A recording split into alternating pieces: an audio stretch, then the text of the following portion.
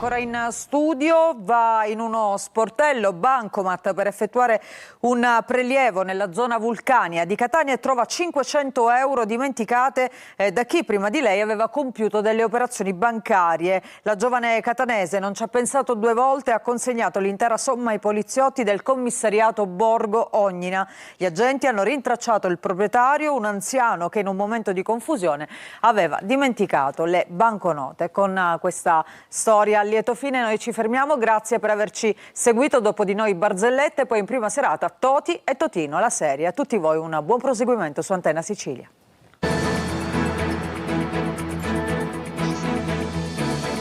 Entra nel mondo dell'informazione con l'app Sicilia Web. Resta sempre aggiornato con le news e le live in diretta.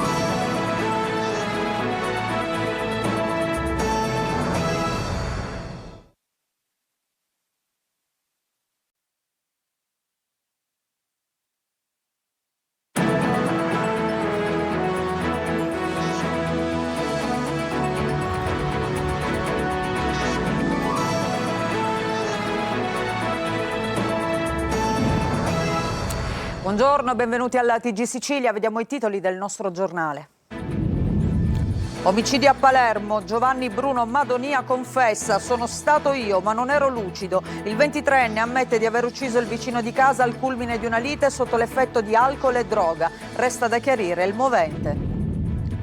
Condanna all'ergastolo per due tunisini, zio e nipote, accusati dell'omicidio di un cameriere a Palermo. Il delitto era avvenuto 3 anni fa in via Roma. Samir, la vittima, venne ucciso con 3 colpi di pistola.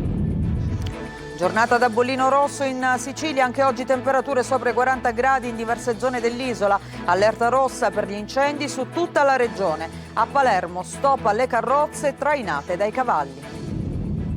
A Catania sit-in dei lavoratori di Pfizer contro gli esuberi. Il ministro Urso nel capoluogo etneo: abbiamo convocato l'azienda per non perdere neanche un posto di lavoro. Jennifer Lopez incanta Taormina, la pop star americana chiude il Grand Tour siciliano di Dolce & Gabbana all'Isola Bella con uno spettacolo di musica e moda. J-Lo omaggia l'Italia cantando Il cielo in una stanza.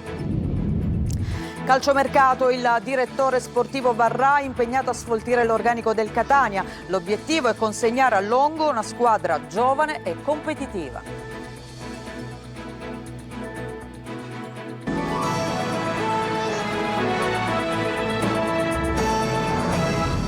Ancora ben trovati a questa prima edizione del nostro giornale che apriamo ancora con l'omicidio nel quartiere Buonagia di Palermo. L'assassino ha confessato, ha detto: sono stato io ma non ero lucido, sono sotto l'effetto di cocaina e alcol. Queste le sue parole agli inquirenti. Giovanni Bruno Madonia è stato arrestato poco dopo aver accoltellato a morte Vito Petrigno, ma non ha ancora chiarito il movente. Sentiamo tutti i dettagli nel servizio di Marco Gullà. Ha confessato di aver ucciso Vito Petrigno, rappresentante di calzatura in pensione di 69 anni, nei box del residence in via Papa Giovanni XXIII a Palermo. Sono stato io, ma non sono lucido. Sono sotto l'effetto di cocaina e alcol, ha detto Giovanni Bruno Madonia, arrestato poco dopo dalla polizia. Il giovane di 23 anni ha confessato il delitto, ma nulla ha detto sul movente. Sarà risentito nei prossimi giorni alla presenza del suo avvocato. Madonia è sceso ieri mattina dall'abitazione dove vive con la madre nel condominio di via Papa Giovanni XXIII, lo stesso palazzo della vittima. Non appena ha incrociato Petrigno, che stava sistemando alcune cose in garage, ha scansato la moglie e ha colpito con diversi fendenti il pensionato. La polizia l'ha trovato in casa di un amico poco distante dal luogo del delitto. Risponderò alle domande quando sarò in condizioni di farlo, ora sono confuso, ha detto. Riferisce del suo abituale consumo di droghe. La sera prima dell'omicidio c'era andato giù pesante. Dichiarazioni da verificare, una cosa è certa: Madonia ha confessato di aver assassinato brutalmente il suo vicino di casa. Le prime telefonate al 112 sono arrivate intorno alle 9. A chiamare sarebbero stati la moglie e alcuni vicini che avrebbero detto ai soccorritori che un uomo era stato accoltellato nella cantina di uno stabile. Al loro arrivo però i sanitari del 118 non hanno potuto fare nulla per Petrigno, colpito più volte alla schiena. E restiamo nel palermitano perché c'è stata anche una sparatoria esattamente a Misilmeri in piazza Fontana Nuova al culmine di una rissa tra giovani. Secondo le prime informazioni un ragazzo è rimasto ferito alla testa dopo essere stato raggiunto da 3 colpi d'arma da fuoco. Un altro giovane invece è stato accoltellato. Entrambi sono stati trasportati all'ospedale Buccheri La Ferla dove si sono recati anche gli agenti di polizia. La persona che ha esploso i colpi si è successivamente costituita ai carabinieri. Resta da chiarire se fosse già armata al momento della rissa o se si sia allontanata per poi tornare impugnando un'arma da fuoco. Sull'accaduto stanno indagando i carabinieri. La Corte d'Assise di Palermo ha condannato all'ergastolo zio e nipote di origini tunisine accusati dell'omicidio di un cameriere, anche lui immigrato. Il delitto avvenne 3 anni fa. Sentiamo Maglio Viola. Uccisero un cameriere del locale concorrente dopo averlo seguito in piena notte. Adesso dovranno scontare l'ergastolo. Zio e nipote, entrambi tunisini residenti a Palermo, sono accusati dalla procura di essere uno il mandante, lo zio, l'altro l'esecutore materiale, il nipote, dell'omicidio di Samir, il cameriere algerino assassinato in piena via a Roma la notte del 4 novembre 2023. Secondo la prima ricostruzione il delitto sarebbe maturato dopo un conflitto fra buttadentro, ovvero i camerieri incaricati di reclutare i turisti che passano invitandoli a diventare clienti, entrare e consumare.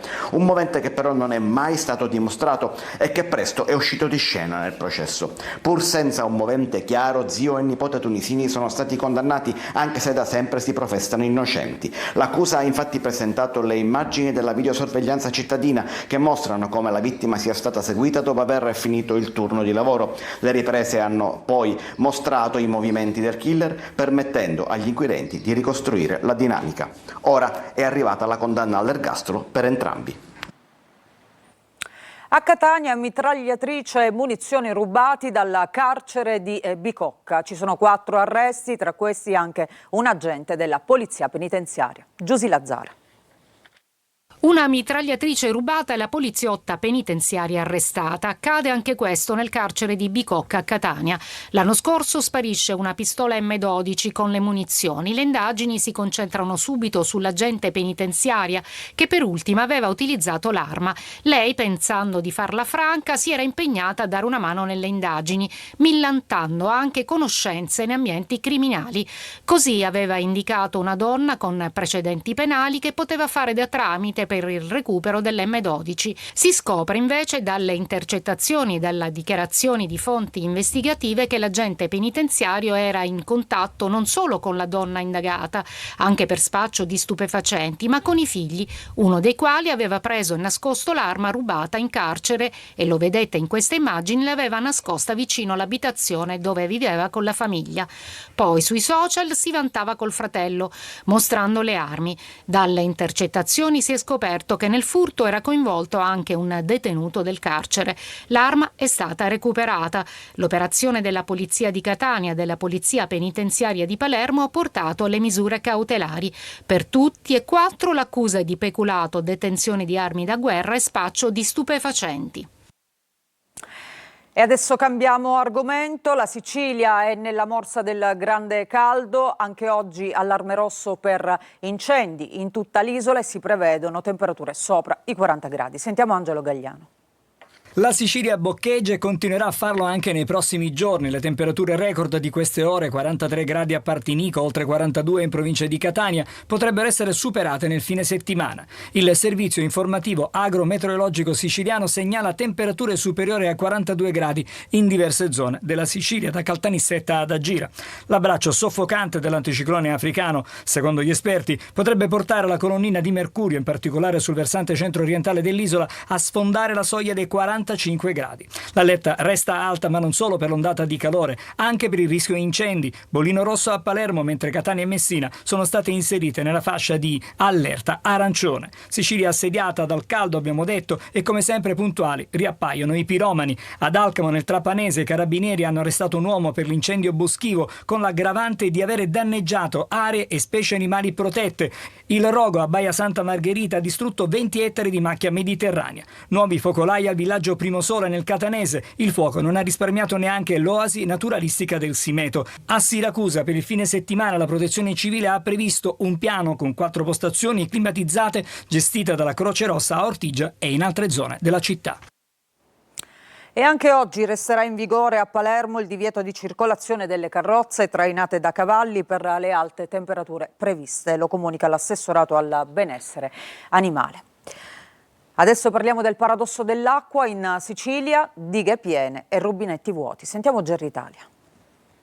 L'acqua c'è ma non sempre si può bere, oppure arriva a intermittenza o ancora non arriva affatto. È il caso di Gela, qui l'acqua scorre dai rubinetti ma da giorni porta con sé un forte odore chimico che ha fatto scattare il divieto di utilizzo per fini alimentari disposto dal sindaco. Le prime analisi di Caltacqua non evidenziano contaminazioni né valori fuori norma, ma i controlli proseguono insieme a Siciliacque per capire da dove provenga quell'odore che continua a preoccupare i cittadini. Ed è proprio a Gela che la protesta prova a trasformarsi in iniziativa politica. Al gazebo, organizzato da Controcorrente, si raccolgono firme per chiedere la rescissione del contratto con Siciliacque. Siamo arrivati quasi a 10.000 firme in giro per la Sicilia e questo è qualcosa di straordinario. Nel pieno caldo, in appena 10 giorni, la Sicilia vuole avere un servizio idrico che funzioni, non vuole avere un servizio idrico che faccia business e interessi sul lucro, che è la cosa più importante, che è l'acqua. E la prossima tappa del gazebo sarà proprio a Siracusa, dove l'emergenza sembra fare un passo avanti e uno indietro. A Ortigia l'acqua era tornata a scorrere, ma solo per poco. La pressione è nuovamente diminuita e in alcune zone i rubinetti sono rimasti ancora una volta a secco.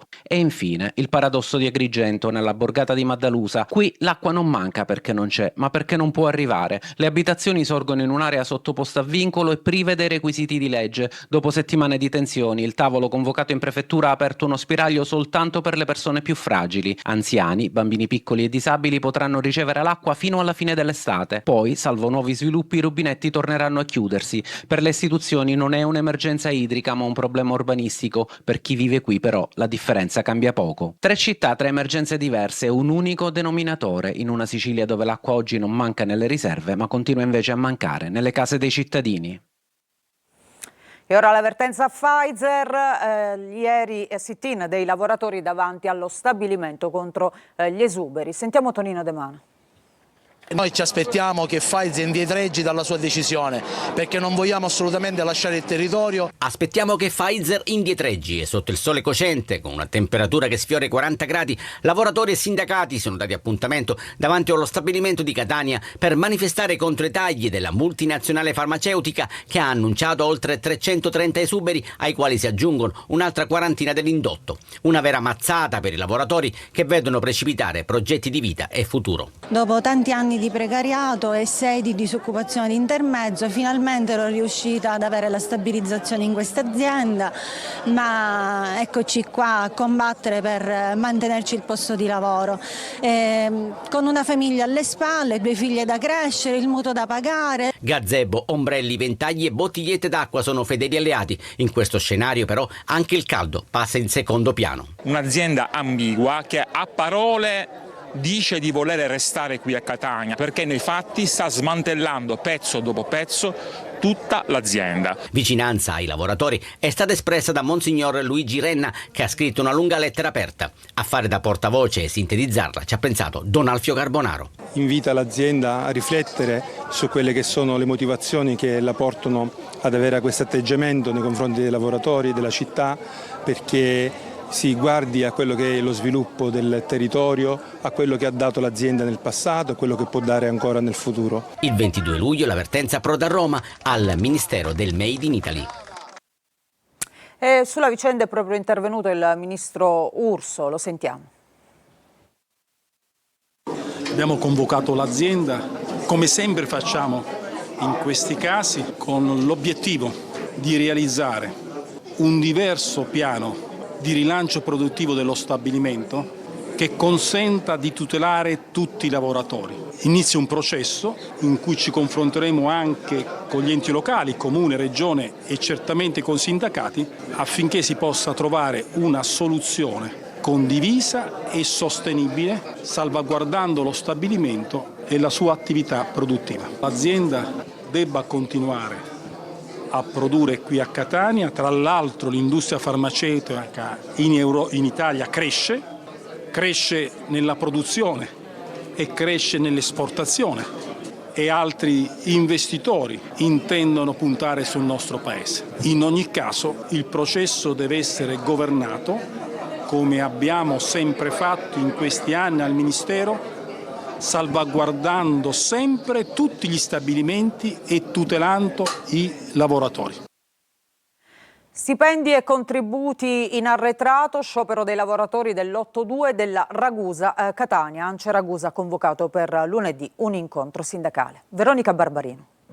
È la triste storia della nostra terra, dove ci sono lavori pubblici, dove ci sono lavoratori edili, ci sono problemi, aziende che vanno a scaricare i propri problemi sui lavoratori. Sciopero dei lavoratori nei cantieri dell'azienda Zaccaria che interessano il lotto 2 della Ragusana, tra Gran Michele, Scordia, Belpasso, Via Grande e Piano Tavola.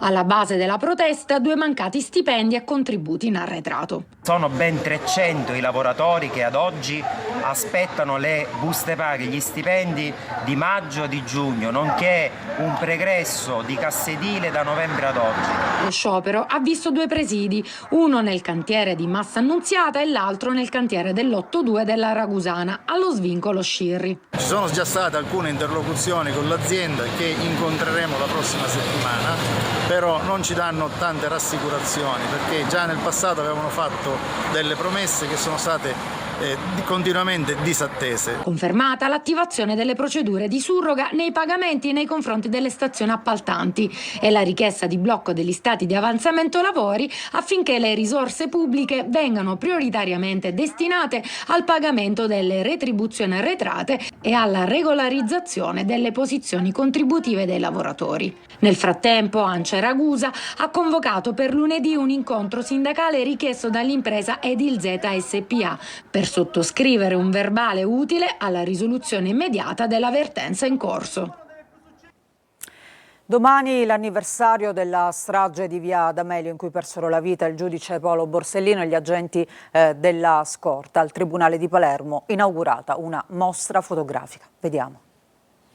Mostre, convegni e incontri in vista del 19 luglio, giorno della strage di Via D'Amelio. Al Tribunale di Palermo inaugurata la mostra Rose spezzate, che fa rivivere una fase importante della nostra storia, quella in cui la reazione della magistratura e dell'intera società alla strategia del terrorismo mafioso ha determinato una svolta irreversibile nella coscienza civile del popolo. Quella di oggi non è una semplice commemorazione, è una rievocazione umana, non soltanto storica, è una ricerca della verità che, come abbiamo ascoltato da tutti gli autorevoli interventi, è un dovere che oggi appartiene non solo alla magistratura e agli inquirenti, ma appartiene alla società civile nel suo complesso. La commemorazione della strage di Via D'Amelio porterà a Palermo anche i big della politica, da Elly Schlein a Giuseppe Conte e poi Arianna Meloni per il centrodestra.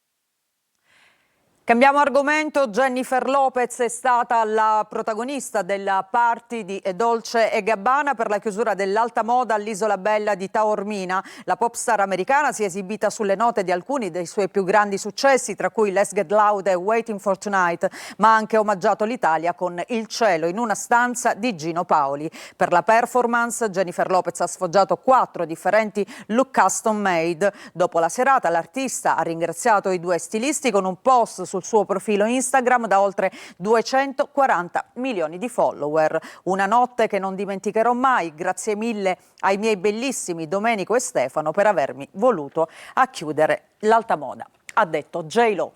Con questa notizia ci fermiamo, facciamo una pausa, ritorniamo tra poco con il calcio. Restate con noi.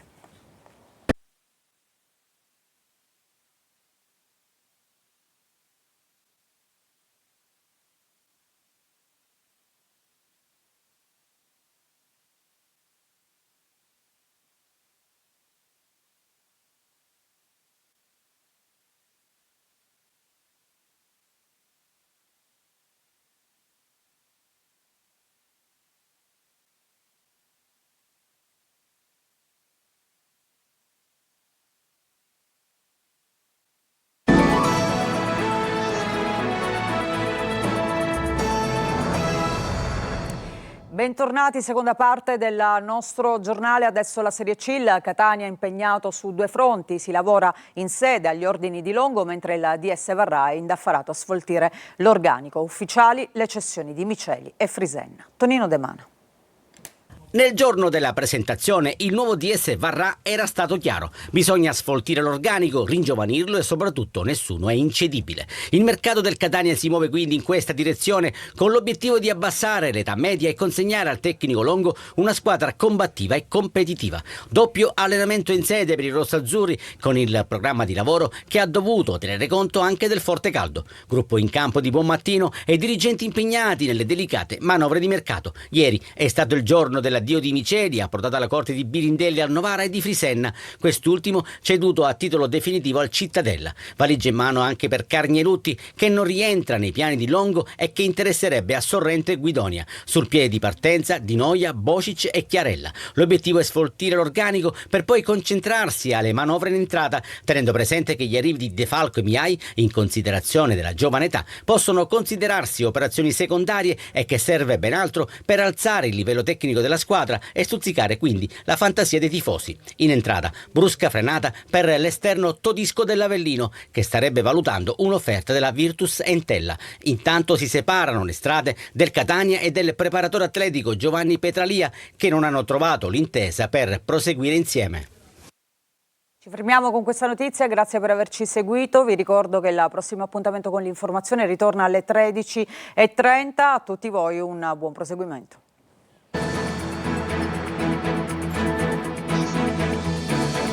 Entra nel mondo dell'informazione con l'app Sicilia Web. Resta sempre aggiornato con le news e le live in diretta.